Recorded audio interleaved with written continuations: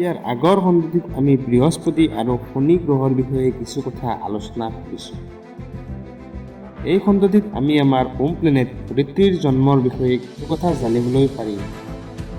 মূল ভিডিঅ'টোলৈ যোৱাৰ আগতে আপোনালোকলৈ এটা অনুৰোধ যে আমাৰ ভিডিঅ'বিলাক আপোনাৰ কেনেকুৱা লাগিছে কমেণ্টত জনাবচোন আৰু নতুন ভিডিঅ'ৰ আপডেট পাবৰ বাবে চেনেলটি ছাবস্ক্ৰাইব কৰি বেল আইকন দবাই দিব। বলক এতিয়া আমি আৰু পলম নকৰি ভিডিঅ'টো আৰম্ভ কৰোঁ।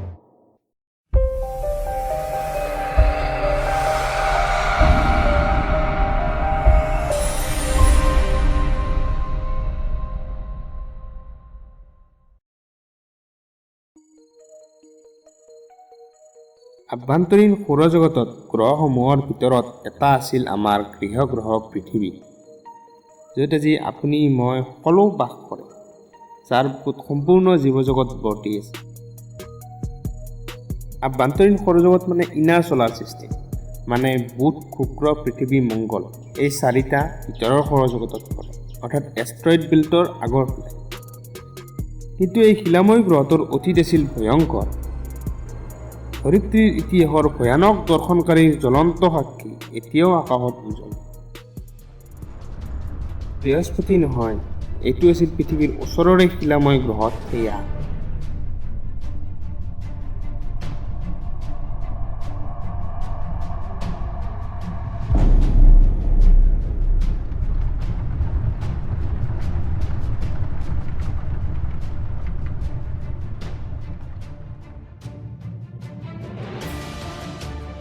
সংঘৰ্ষৰ পাছতো পৃথিৱী নিজৰ অক্ষত বৰ্তি থাকিল, যদিও ইয়াৰ উপৰিভাগ গলি উঠিল,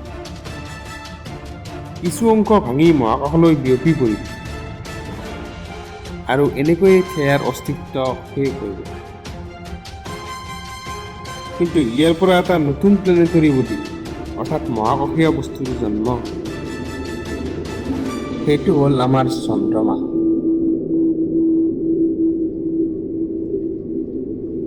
এপ'লো মুন লেণ্ডিঙত চন্দ্ৰমাৰ পৰা অনা শিলৰ নমুনাটো ইয়াৰ সাক্ষ্য পোৱা গৈছে। চন্দ্ৰমাৰ পৰা অনা শিলৰ নমুনাত পোৱা আইচোটোপ পৃথিৱীৰ লগত হুবহু একে। যেনেদৰে পৃথিৱীৰ উপৰিভাগ গলি উঠিছিল, তেনেদৰে চন্দ্ৰমাৰ জন্মৰ সময়তো ইয়াৰ সমতল মেগমাৰ সাগৰেৰে ভৰি পৰিছিল।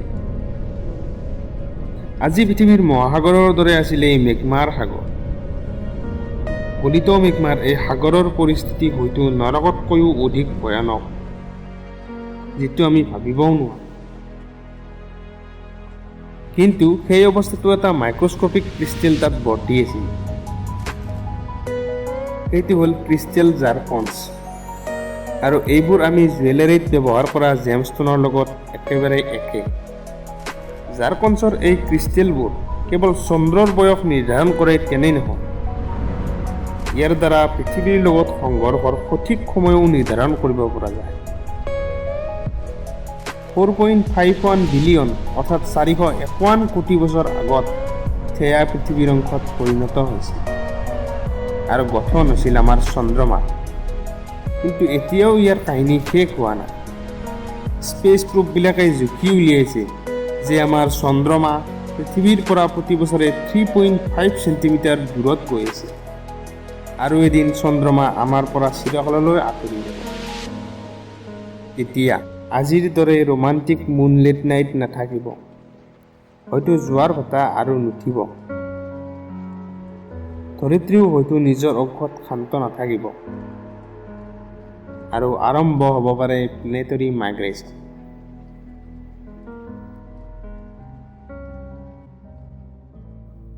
Hot Provence observatory, France. এই অবজাৰভেটৰীটোত বৈজ্ঞানিকে সুদূৰ ব্ৰহ্মাণ্ডৰ তৰাসমূহ অধ্যয়ন কৰি এটা ৰিভলিউচনাৰী আৱিষ্কাৰ কৰিছে। এই কাহিনী আৰম্ভ হয় যেতিয়া ডিডিয়ে কুৱেলো আৰু মিছাল মেয়ৰ নামৰ দুই মহাকাশবিদে 50 আলোকবৰ্ষ দূৰত থকা পেগাচিছ কনষ্টেলেশ্যনৰ তৰা এটাৰ কিছু অসাধাৰণ লক্ষণৰ ওপৰত ধ্যান দিছিল। বাকীবোৰৰ দৰে এই তৰাটো আছিল স্বাভাৱিক। Main sequence, mid life, yellow dwarf. Main sequence মানে হ'ল তৰাটোৱে কোৰ অংশত হাইড্ৰজেন ফিউজ কৰি হিলিয়াম প্ৰস্তুত কৰে। আৰু য়েলো ডুৱাৰ্ফৰ অৰ্থ হ'ল হালধীয়া ৰঙেৰে উজ্বলি থকা মিডিয়াম চাইজৰ তৰা, যিটো আমাৰ সূৰ্যৰ দৰে। কিন্তু তাত এটা অসাধাৰণ পাৰ্থক্য পোৱা গ'ল। পেগাচিছ 51 তৰাটোৱে যেন অগা পিছা কৰি নিজৰ ঠাইতে লাহে লাহে লৰি আছে। এনেকুৱা অদ্ভুত ব্যতিক্ৰম এষ্ট্ৰনমাৰসকলে আগতে কেতিয়াও দেখা নাছিল। এইটো কিবা যান্ত্ৰিক খেলিমেলি বুলি ভাবি তেওঁলোকে যন্ত্ৰ পাতিবোৰ ভালদৰে পৰীক্ষা কৰিলে। কিন্তু দেখিলে যে নতুন স্পেক্ট্ৰোগ্ৰাফটোৰ লগতে সকলো যন্ত্ৰ একেবাৰে ধুনীয়াকৈ কাম কৰি আছে। স্পেক্ট্ৰোগ্ৰাফ এটা যন্ত্ৰ যিয়ে পেগাচিছৰ পৰা অহা পোহৰ ৰামধেনুৰ ৰঙলৈ বিভাজিত কৰিছে। এই ৰংবোৰৰ মাজত কিছুমান লাইনৰ পেটাৰ্ণ লুকাই থাকে, মানে তৰাটোৰ স্থান সাপেক্ষে কিছুমান নিৰ্দিষ্ট প্ৰতিলিপি পোৱা যায়। এষ্ট্ৰনমাৰ দুজনে প্ৰতিদিনে এই লাইনবোৰৰ পেটাৰ্ণৰ ওপৰত নিৰ্ভৰ কৰি এই চমকপ্ৰদ আৱিষ্কাৰ কৰে যে পেগাচিছ 51 তৰাটোৰ এটা গ্ৰহ আছে। কিন্তু কোনেও এতিয়ালৈকে এনেকুৱা গ্ৰহ দেখা নাই। ইয়াৰ ওজন বৃহস্পতি গ্ৰহৰ প্ৰায় আধা, আৰু ই মাতৃতৰাৰ একেবাৰে ওচৰেৰেই পৰিক্ৰমা কৰি আছে। আমাৰ সৌৰজগতৰ বুধ সূৰ্য দূৰত্বৰ 9 ভাগৰ 1 অংশত ইয়াৰ কক্ষ। সেইবাবে এটা অনুমান কৰা হৈছে যে 51 পেগাচিৰ এই গ্ৰহটো নিশ্চয় তাৰ কৰোণাৰ ভিতৰত থাকিব, যাৰ বাবে ইয়াৰ উষ্ণতা হয়তো লাখ ডিগ্ৰী চেণ্টিগ্ৰেড হ'ব পাৰে।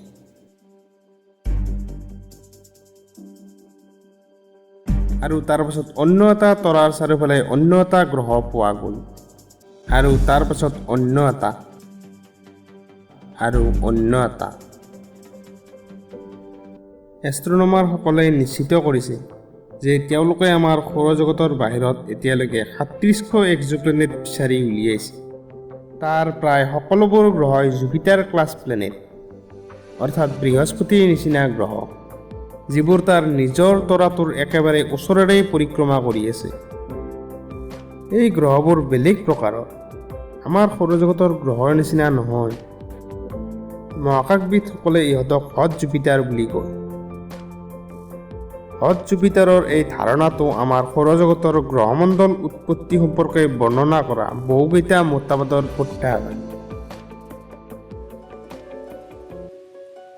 মহাকাশ বিজ্ঞান এতিয়া বহুত সলনি হ'ল। আমি গম পালোঁ যে গ্ৰহবোৰ নিজৰ জন্মস্থানৰ কক্ষত নাথাকে, বেলেগ ঠাইলৈ গতি কৰে, যিটো প্ৰচেছক প্লেনেটৰী মাইগ্ৰেশ্যন বুলি জনা যায়। কিন্তু আমাৰ সৌৰজগতত কোনো হট জুপিটাৰ নাই। মহাকাশবিদসকলৰ অনুভৱ যে বৃহস্পতি এটা সময়ত ভিতৰলৈ গতি কৰিছিল, কিন্তু এই মাইগ্ৰেশ্যনত শনি গ্ৰহই বাধা প্ৰদান কৰি বৰ্তমানৰ স্থানলৈ লৈ গ'ল। পেগাচিছ 51 গ্ৰহটোৱে দেখুৱায় যে যদি এই মাইগ্ৰেশ্যনত বাধা দিয়া নহয়, তেনেহ'লে ই ক'ত অৱস্থান কৰে।